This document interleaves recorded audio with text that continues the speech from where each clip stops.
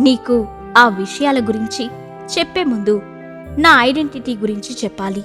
నేను సీక్రెట్ కింగ్డమ్లో ఉన్న myriad image సెక్టార్కి deputy leader.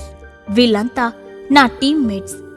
కానీ కొన్ని కారణాల వల్ల జైల్లో ఉన్నప్పుడు నీకు నా ఐడెంటిటీ రివీల్ చేయలేకపోయాను. అందుకు నన్ను క్షమించు.